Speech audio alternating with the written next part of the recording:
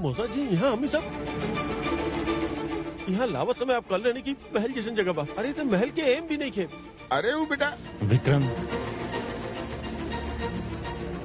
ना देवर जी, इतना महल ही है। मतलब जब अपन लोग के साथ हो, परिवार साथ हो, तो उस जगह महल से थोड़े ना कम है। बाकी ना भाभी साहब समझ नहीं रहल। हमनी के सब कुछ छीन चुकल बा। हमनी के घर, हमनी के पैसा, सब कुछ हार चुकल बानी। हमनी के हार चुकल बानी। देवर जी, अब तक हमने लड़नी कहा है जी कि हार जाए, और सब कुछ तबाह हमनी के पास। हमनी सबके तबीयत बढ़िया है, हमनी सब एक साथ बानी और एक दूसरे के साथ ही दुनिया में सबसे बड़ धनो खेला। वाह रानी बिटिया वाह, एकदम चुमनिया बात कहने बाड़ू तू।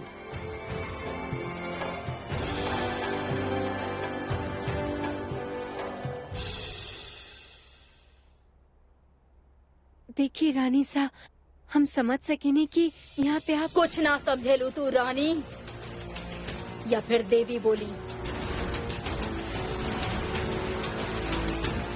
ये बड़ बड़ बात बोल के तू सबके मन हल्का कर सकेलू, लेकिन ओकरा से सच्चाई ना बदलेला। आज हमने यहाँ बानी त एकर वजह के बा तू।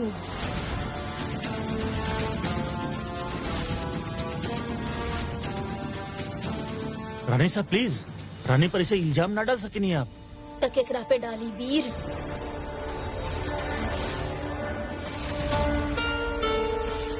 ये रणविजय के सच जानत रहली, चाहती तो हमनी के बता सकत रहली।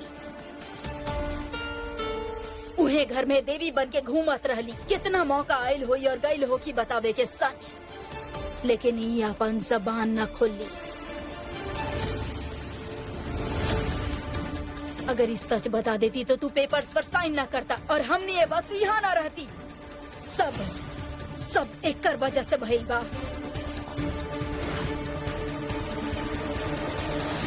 बोला रानी, बा कौनो जवाब तोहरा पास? रानी से हम सच बतावे चाहत रहनी, परंतु पापा जी जे कुछ भी कहनी हमने के साथ है। हम इतना घबरा कर रहनी और एक को गलत कदम उठाई थी तब बाबूजी की जान पे खतरा आ जाता। हम उनकर जीवन के जोखिम में न डाल सकत रहनी, बस यही खातिर हम... अगर तू चाहतू तो तू बस करिए आप दोनों प्लीज। का भइल, कैसे भइल, काहे भइल? अगर आपके इल्जाम लगावे के बाद तो हम पर लगाई। ये जौन कुछ भी हो रहा बना, एकर जिम्मेदार सिर्फ और सिर्फ हम बानी रानी साहब। नाराज होके के बाद आपके तो हम पर उठी, सजा देवे के बाद तो हमके दी। साइन करे से पहले अगर हम वो पेपर के पढ़ लेती तो आज ये हालत ना हो खतरानी सा।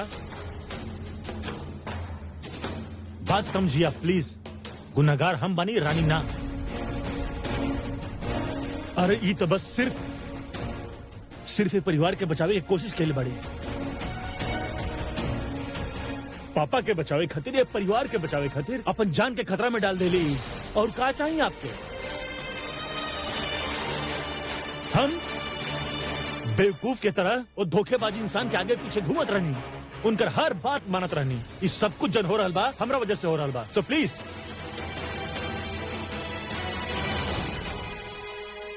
ना बेटा, तू बेवकूफ ना रहला। ना रानी साहब प्लीज, सिर्फ यही खातिर कहे कि हम आपके बेटा बानी, इतना आसानी से माफी मत दी हमके। जौन बर्ताव आप रानी के संगे कर रहा बानी ना, उहे बर्ताव हमरे संगे रखी, कहे कि उहे सजा बा हमार।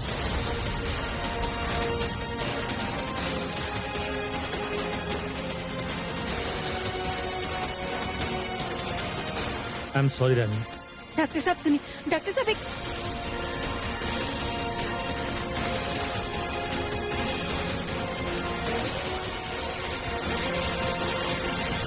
वाह बुढ़वा, यहाँ था पानी की इंतजाम भी ना हो खलोखी ना, हम जरा देखा तानी। अरे बिटिया, वो पानी तब कल सुबह ही आई, अभी खातिर तब बाहर कुआं से लावे के पड़ी।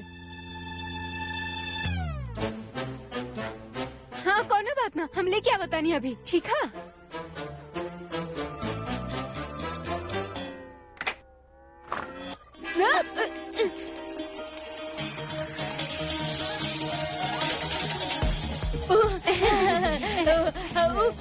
आपके पड़ोसी बनी। कुछ चाहिए आपके? हमने आपके खातिर चाय बना लिया है। आप तो गए लोग अपना। हाँ अदरक वाला। हाँ अब बना चला तनी। चलो चलो चलो।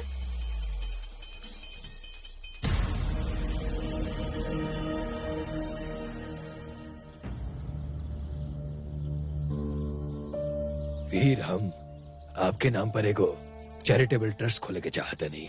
इस कागजात पे आपके साइन चाहिए वीर। बताई कहाँ कहाँ साइन करे के बा? फर्स्ट पे वीर के साथ प्यार के ढोंग कहीं हम, ताकि हम मकसद में कामयाब हो जाएं। और हम हो भी गई रानी कामयाब। तू रानी तू बीच में आ गई।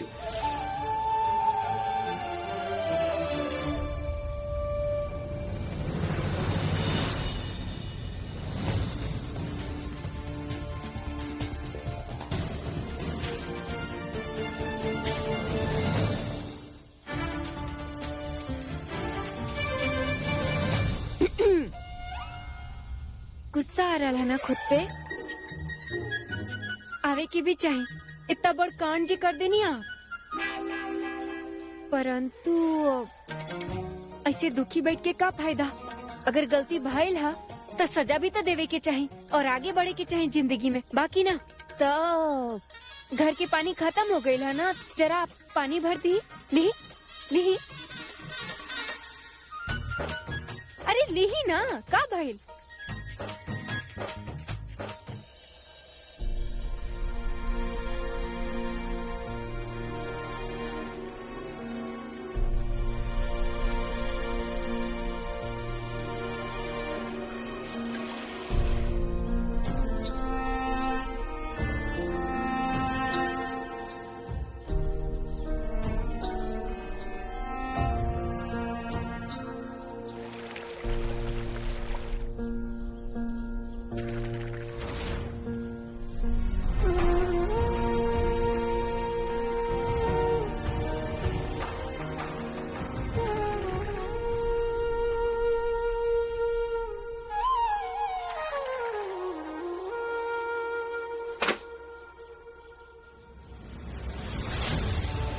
इमें गलती केकर है डॉक्टर साहब?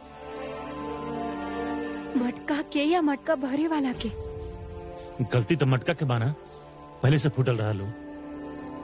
हम तना फोड़नी ना होके।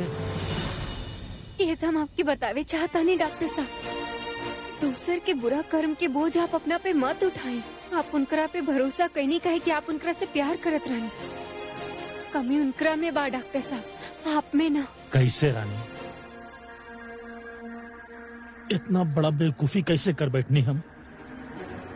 आज हमरा वजह से हमनी के पूरा परिवार है एक कच्चा बस्ती में रह रहा बा। रानी इतना अंधा हो गए रानी हम अपना सो कॉल्ड डैड के वापस पाके कि वो इंसान के सच्चाई ना दिखाई दिया हमके।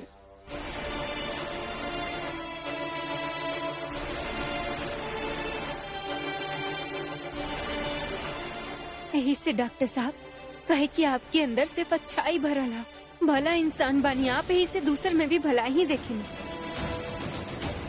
डॉक्टर साहब वो आपके गलत फायदा उठाए बाड़न, अपन मकसद के पूरा करे खातिर वो आपके धोखा देले बाड़न।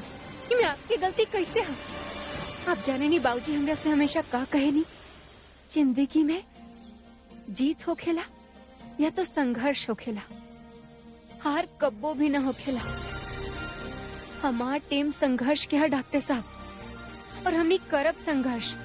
जे खोईनी हो कि वापस पावे खातिर लड़ब हमनी, और ये लड़ाई आप अकेले ना, पूरा रजावत परिवार साथ मिलके लड़ी।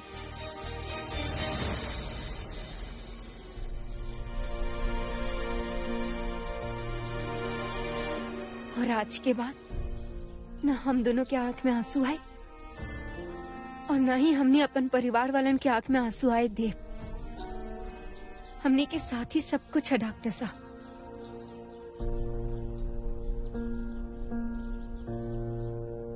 हम पापा के चेक करके आवत बने।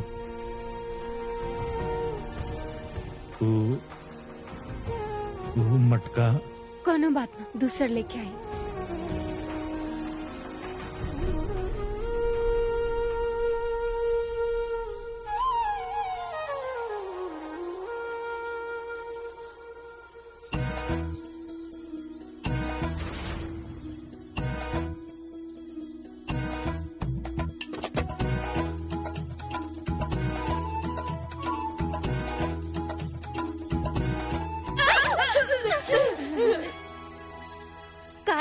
रही जा। आप कहले रहनी ना चाय बना के ले आवा, तो जैसन कि आप कहत रहनी अदरक वाला चाय बना के लाई बानी। हाँ तो जा खड़ा खड़ा झाँक कर रहल बानी, अंदर आई ना। आ जाइए अंदर। हाँ जी बिल्कुल आई। चलो चलो चलो आता नहीं होता नहीं। आई।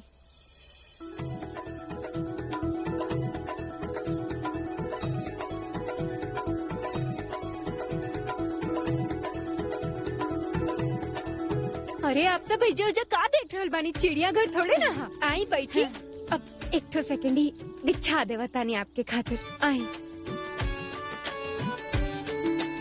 आई। पी ले, पी के बतावा कैसा है।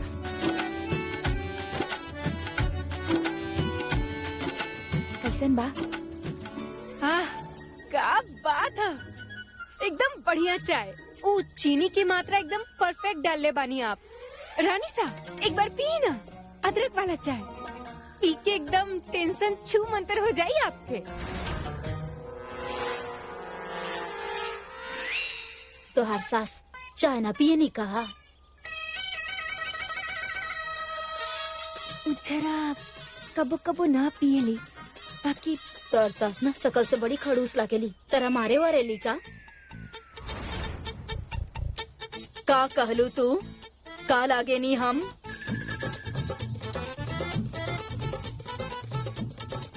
नाना रानी साहू बस आपके तारीफ करत रहली, कहत रहली कि कैसे सेहत बना के रखेनी आप। मने ई उम्र में भी एकदम फिट, बहुत बढ़िया। का मतलब है उम्र में?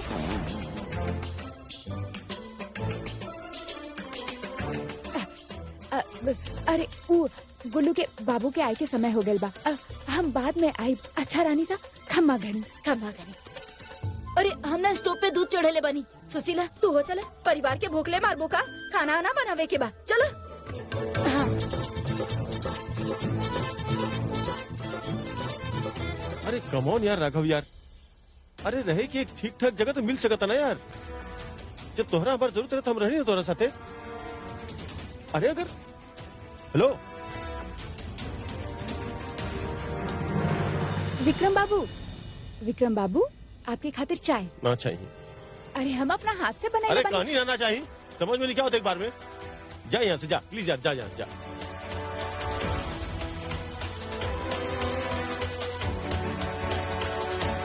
हेलो सब परेशान बाड़न, ये सब नया है ना सबके खातिर, परंतु हमार तो पुरान आदत है। जब तक घर वापस ना मिल जाए तब तक ये आदत बाकी परिवार के भी डाले के होगी।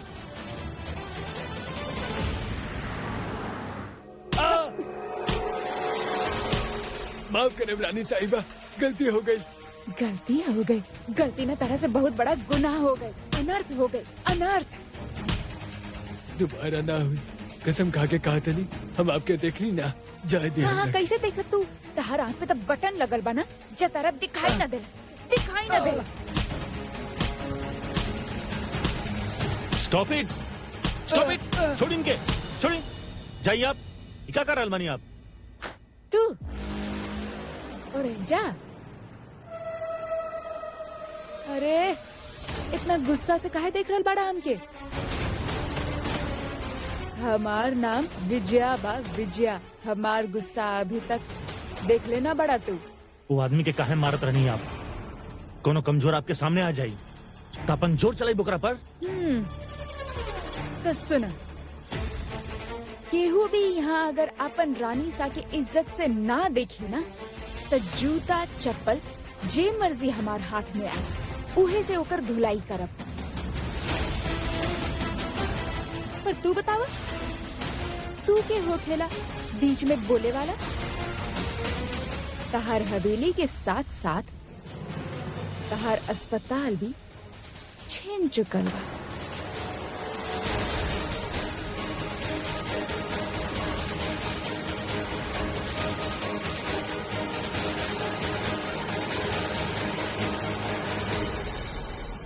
का बकवास कर रहल बानी आप? ये हॉस्पिटल हमार बा, यहाँ के हेड सर्जन बानी हम। देखा, ये तो बात बा ना, सीधा सीधा बात तू जैसन लोगन के समझ ही ना आवेला और यही से हमके बकवास करके समझावे के पड़ेला। सुना, कागज ना पढ़ ले रहला का? एगो और कदम अगर आगे बढ़ाएला ना तो तू खुद के भी अपन परिवार के साथ जेल में देख ले। तहार हवेली के साथ साथ अभी अस्पताल भी हमार बा। साइन कैले रहला ना तू? देखी, हमार पापा यहाँ एडमिट पड़े, हमार उनसे मिलल बहुत जरूरी बा, सो प्लीज।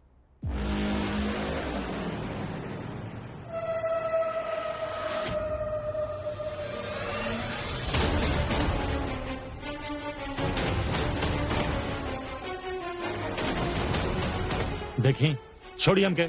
अरे हाथ छोड़ी हमार, हाथ होकेला हॉस्पिटल हमार भाई, छोड़ी हमके। लेट मी गो।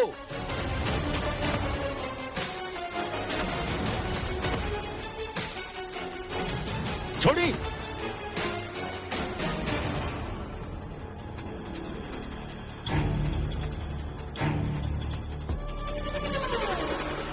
आपके हमारा परिवार से दुश्मनी बा, कोनो चीज के बदला ले रहल बानी आप हमसे? पहले ही हमके उससे कोनो फर्क नहीं पड़त, लेकिन ये वक्त हमके अपन पापा से मिले के बा, उनके यहाँ से ले जाए के बा।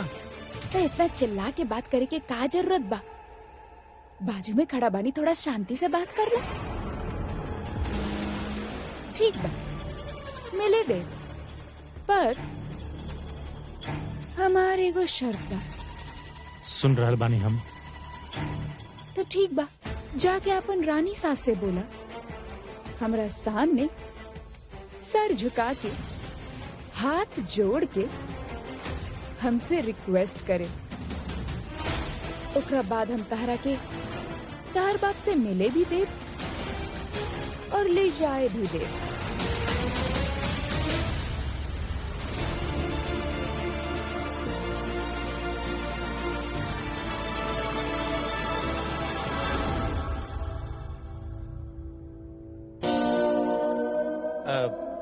भाभी साहब, हथियार तो उठा लेनी, लेकिन टाइम बहुत लगी ना। साथ मिलके करब तो बस कुछ ही मिनट के काम है। तो शुरू कर जाओ। आक्रमण चला। हाँ, बैठा बैठा बैठा।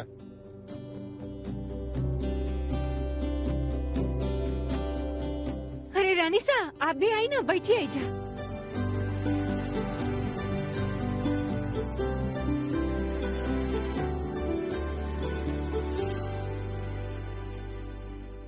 वैसे भाभी साहब, कमरा तो एकदम चमक गई है ना।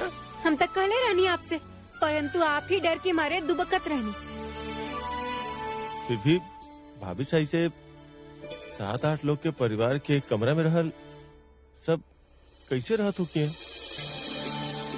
कमरा के हिस्सा करके। हमके भी उहे करे के चाहिए। छोटा छोटा जगह होखी, लेकिन सबके पास अपन अपन जगह होखी। अरे ग्रेट आइडिया भाभी साहब। हम ना एक काम करता नहीं, बाहर जाके पर्दा के इंतजाम करता नहीं, अरे या फिर कारपेंटर बुला लेता नहीं, पार्टीशन डलवा लिहल जाई। ओकर कौनो जरूरत ना बा विक्रम बाबू। कहे? अरे भाई, आप दोनों ही तो आइडिया देले बनी। हमने की बस 3-4 दुपट्टा की जरूरत है। ओके मदद से हमने हिस्सा बना ले वापस में।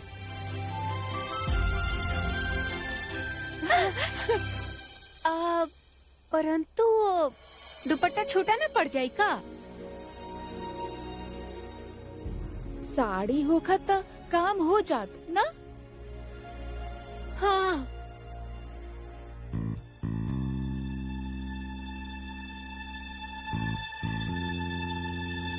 मॉम, हमका कहत रहनी कि आप इतना सारा सामान लेके आइल बनी, त कोनो एक्स्ट्रा साड़ी मिल जाता। सोचिए भी मत। अरे मॉम, लेकिन और कोनो ऑप्शन नहीं है ना। देखिए, एक साड़ी दे दी, कोनो भी चली। वैसे भी आप यहाँ कहाँ यहाँ महंगा महंगा साड़ी पहन के जाएगा। हमार हर साड़ी एक्सपेंसिव बा विक्रम। और जो इतना सारा सामान लेके आइल बनी, देखिए कितना जगह घेर ले बा, वो भी थोड़ा हल्का हो जाए। नो। अरे आप इतना स्ट्रेसियाई नहीं।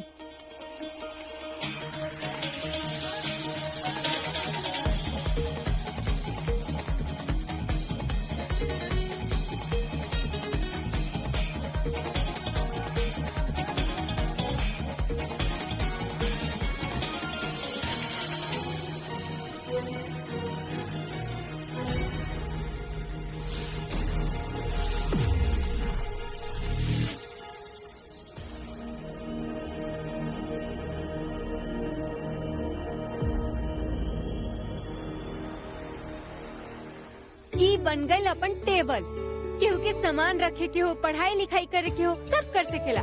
अच्छा है ना? अरे अच्छा नहीं, एकदम चौचक काम कर दे तू बिटिया।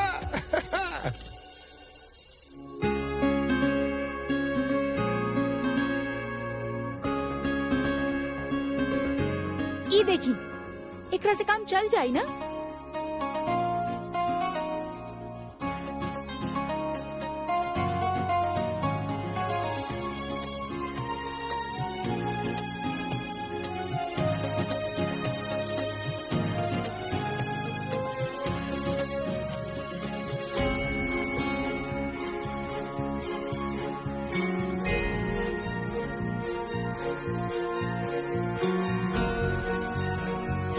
ई हो गए चौचक इंतजाम।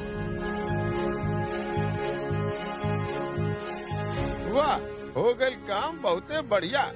एक ठो और काम हो जाई तो ये घर भी पवित्र हो जाई। कौन सा काम?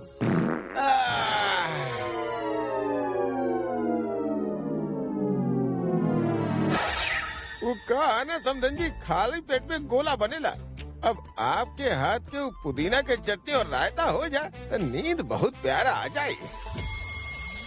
अरे वो सबके का जरूरत था, हम बना दे बतानी ना, और साथ में जीरा चावल भी चढ़ा दे बतानी आपके खाते। हाँ हाँ, वो ठीक बा, ठीक बा। अभी आई नहीं।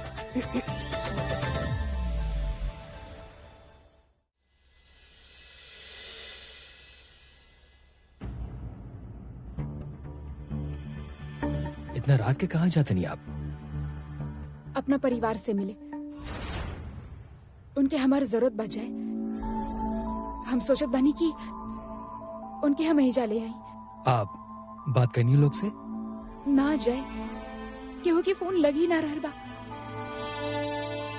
हम न्यूज में देख ले रहनी, तब मालूम पड़ल कि उनके अपना ही घर से बाहर निकाल दी हर गई। वो घर जहाँ हमार बचपन बीतल बा, जहाँ हम बड़ा भइल बानी जाए। हमके समझ ना आ रहल बा कि ऐसन के कर सकेला जाए। शुक्र बा एकरा अभी ले कुछ पता न चलल। अब वो घर परिवार बहुत पीछे छूट चुकल बा नंदिनी। अब आप एक घर के हिस्सा हैं, तो अगर आप वो लोग के एजा लियावे के, वो लोग के मदद करे के सोचत नहीं तो ये सब भूल जाए। ये आपका सही बोला था नहीं हम। जब हम आपसे कहले रहनी रानी सासी इन्वेस्टमेंट के बात करे खातिर, तब का हो गए रहे आपके? तब कहाँ रहा आपके बड़ा भाई? केहू आई लागे ना ना। अब अगर वो चाहे भी ना, तब पैसे नहीं दे सकत, क्या कि वो लोग के पास खुद कुछ नहीं है। कंगाल हो चुकल बा जयपुर के रजावत परिवार। भूल जाइए उन लोग के। आपके खातिर पैसा ही सब कुछ बका, परिवार कुछ ना बा। पैसा बा तो दोस्त यार रिश्तेदार सब लोग आवेला। अगर पैसा नहीं खे तो आपके परछाई भी आपके साथ छोड़ जाला। वो लोग एजा ना आई, और आइले भी तो वो लोग के नौकर खानी रहेगा पड़ी। फैसला आपके बाद। आपके हिम्मत कैसे भइल हमार परिवार?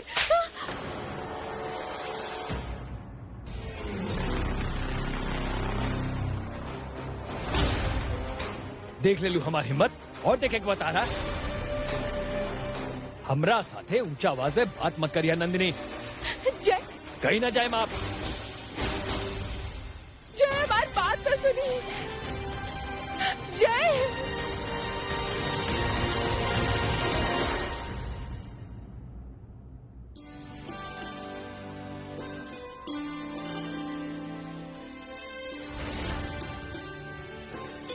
कोनो भी चीज के जरूरत होके तब बेहिचक बताइए बहू रानी। हम ये बस्ती में रहे नहीं। इनको शांति का की राजमाता जी, रानी सा,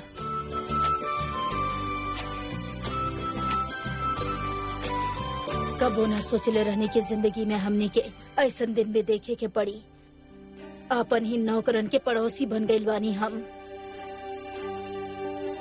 अब तो पेट भी साफ हो गई और काम भी सब हो गई। भाई अब तो कुछ खिला था। बौखला का रहल बानी, अब- हम बना रहल बानी ना, शांत रही। कजरी बेटा, हम आपकी मदद करतानी। राजमाता जी, आप काहे? काहे ना राजेश्वरी, यहाँ पे हमनी सब बराबर बानी। हमनी के एक दूसरा के हाथ बटाई के होखी। बहुरानी सही कहत रहली, जब पूरा परिवार एक साथ हो खेला ना तो हमेशा खुश हो खेला।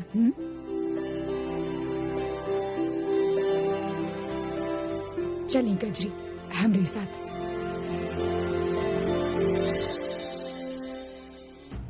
मॉम, वो औरत जो हमनी के घर में कब्जा करके बैठल बिया, आप ओकरा कैसे जाना तानी?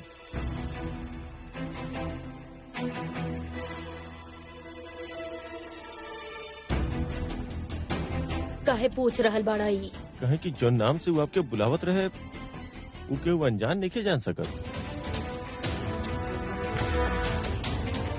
जाना तानी हम ओकरा के और ओकर फितरत के भी।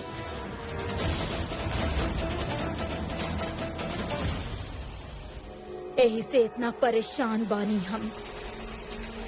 वो आसानी से हार माने वाला में से नहीं खे विक्रम। अगर कौनो चीज के पीछे पड़ जाए तो ओकरा छोड़े ली ना। मने कोनो पुरान दुश्मनी की वजह से ईसा?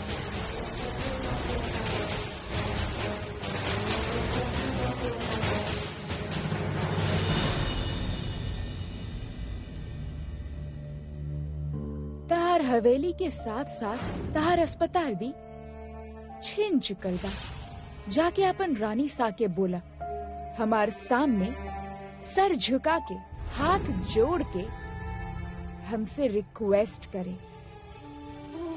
ओकरा बाद हम तारा बाप से मिले भी दे और ले जाए भी दे।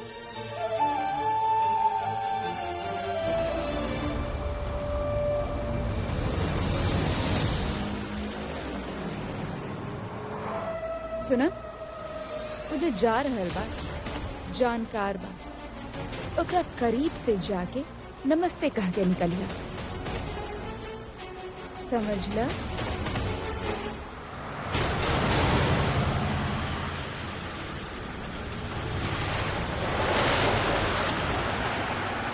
Hey, what the hell?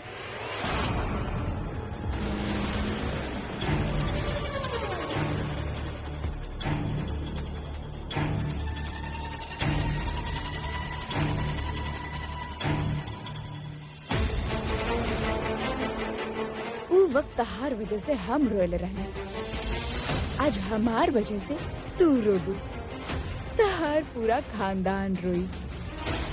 Rajeshwari, उ वक्त तहरा पास सब कुछ रहे, लेकिन आज हमरा पास सब कुछ बा और तू ही हमरा से लिख के ले ला। एक फूटर कौड़ी तहरा के ना दे। मॉम बताई ना, वो के बा काहे कर रहल बिया हमनी के साथ ऐसन? सौतेली बहन बाड़ी वो हमार। कहा?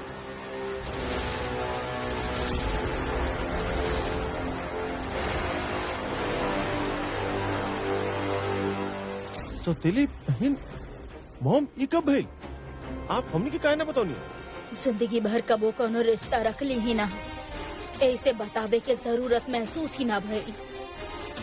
यही से आज वो हमनी के साथ है। बदला ले रहल बाड़ी। बदला? हमने दोनों एक के उम्र के रहनी। हमने के जन्म एगो रॉयल परिवार में भई, जहाँ कोनो भी चीज के कमी ना रहे, और ओकर ऐसन जगह जहाँ कमी ही कमी रहे, पैसा के, काम के, खाए के। लेकिन हम कबो फर्क ना कईनी विक्रम। ओकरा हमरा से ना, हमार पोजीशन से लगाव रहे। हमार कपड़ा, हमार गहना, यहाँ तक कि वो हमार जगह भी लेवे चाहत रहली। हम सब कुछ नजरअंदाज कईनी, लेकिन हमार सर के ऊपर पानी तब चल गए जब वो हमार शादी वाला दिन हमरा किडनैप करके हमार जगह लेवे चाहली। और ई ना हमरा किडनैप करे के बाद हमार जगह हमार मंडप पे बैठे चाहली। ई बात हमरा से बर्दाश्त ना भई और हम ओ दिन सारा रिश्ता नाता खत्म करके ओकरा साथ रिश्ता खत्म कर देनी। इतना साल बीत गए लेकिन ओकर मन में बदला के आग ना बुझल और इतना साल के बाद आज रणविजय के हमार खिलाफ इस्तेमाल कैली। हमरा तकलीफ ए बात के बाकी हमार वजह से, हमार सौतेली बहन की वजह से हमार परिवार के इतना बुरा वक्त देखे पड़ रहा बा। आप चिंता मत करी रानी सा, इमे आपके कोनो गलती ना है। और हमने सब बानी ना आपके साथ ही खड़ा रहब हम।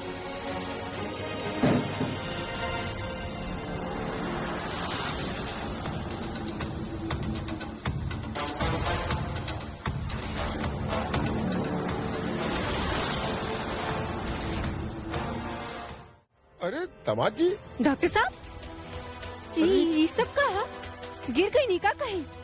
चोट तो न लगल आपको? नारा नहीं, ठीक बनी हम। वीरी कैसे भइल बेटा? दिग्विजय कहाँ बड़े?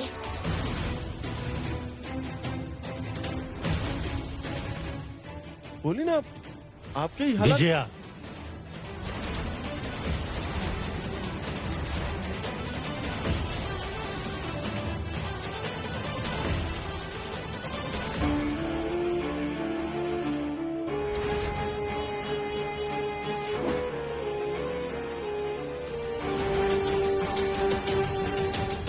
मुसीबत गई ना कि दूसरा सर पे आके बैठ गई दिया।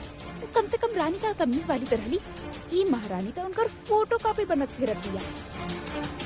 बतावा चंपा, के बेहतर बा, हम या फिर मिट्ठू? मिट्ठू? अरे तहार रानी सा, बतावा हमके केकरा पे ज्यादा जच रहल बा? ई राजपाट आपके मुकाबला भला के कर सकेला? हम तो शुरू से ही जानत रहने कि मिट्टू का वो हमार बराबरी कर ही ना पाई। हॉस्पिटल पर भी कब्जा कर ले बड़ी रानी साहब। हम के अंदर तक जाए ना दिली, पापा से भी ना मिले दिली हम तो। पुराना दुश्मनी निकाले खातिर तू ए हद तक गिर जाइबू विजया। छोड़ अब ना हम तहरा के।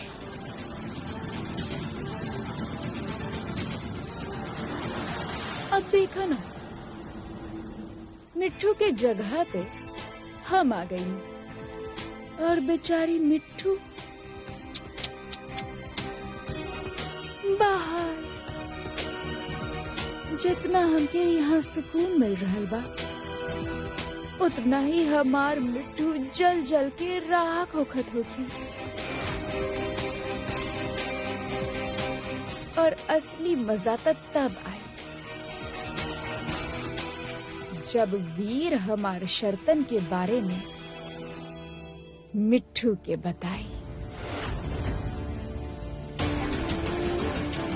एक दिन और डॉक्टर के निगरानी में रहिए तब जल्दी रिकवर करिए। लेकिन कल तो आ जाइए ना दिग्विजय। वो तरह मिले से कैसे मना कर सकेली? आखिर चाहेली काऊ?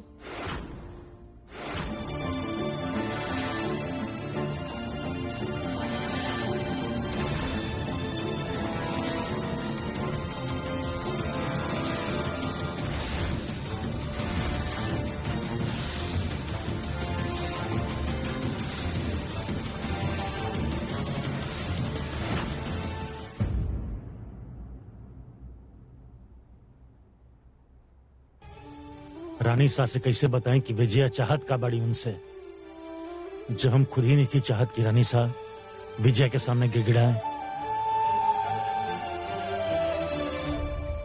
यही डॉक्टर साहब, कपड़ा बदलिए।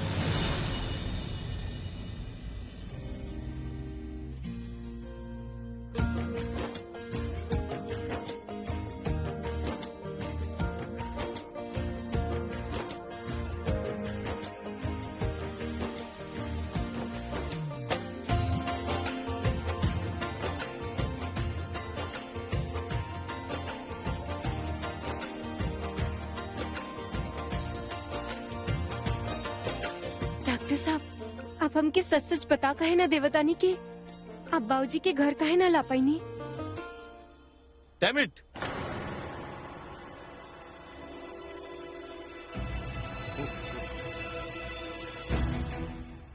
सॉरी, एक ढंग के सॉकेट भी नहीं है घर में, न फोन ढंग से चार्ज हो रहा न लैपटॉप। सॉरी।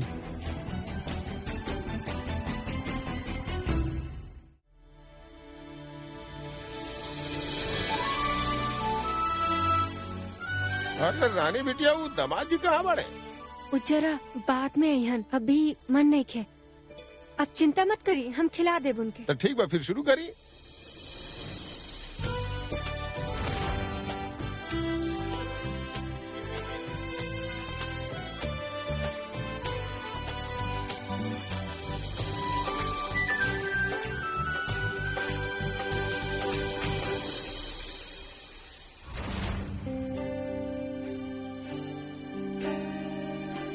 अरे पिंकुआ, तो के चम्मच बनावे आवेला?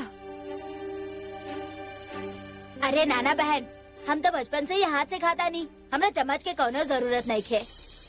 और अगर जरूरत पड़ल तो कोनो बात नहीं, हम बतावता नहीं कैसे बनावल जाला। हमार स्पेशल तरकीब।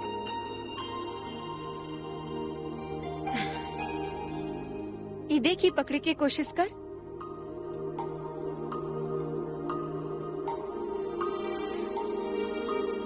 आसान है ना?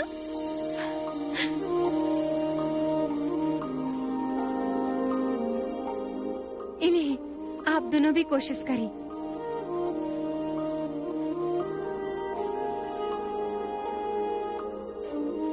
लिही ना रानी सा।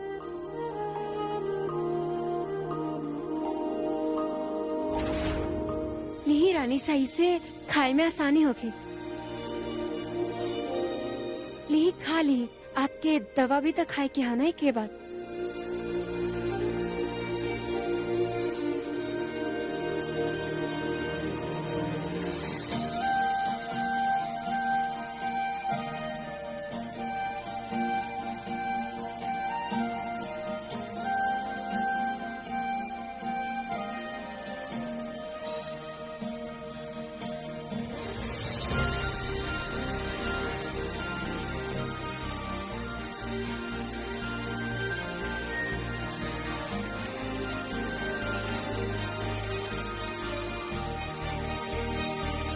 बाका खुशबू आ रही बा।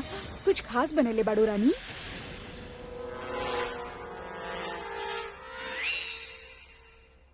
तमीज नहीं क्या आप सबके? दरवाजा नॉक करके ना आ सके नहीं, तमीज के कमी आपके बारानी सा। मेहमानन से कैसे पेश आवेले ई ना जाने लू का? राजपाट चल गई, लेकिन अभी तक अपर न गई। अरे आप सब भी का कर रहल बानी? का आप सब भी छोटा से बात के लिए कितना बवाल। रहे दा रानी, ई बड़ा लोगन से तो हमनी छोटा लोग ही अच्छा बनी। कम से कम दूसरन के इज्जत करे तो जाना तानी। चल रही यहाँ से। नाना का के आप गलत समझ रहल बानी, ऐसा कुछ भी नहीं खे। उतना बस सही से ही। ना रानी, बहुत भाई। चलो यहाँ से, रानी सा हुई है अपन महल में। रहे के तो यह बस्ती में बना। चला यहाँ से। चलो यहाँ से। अरे आप सब ऐसे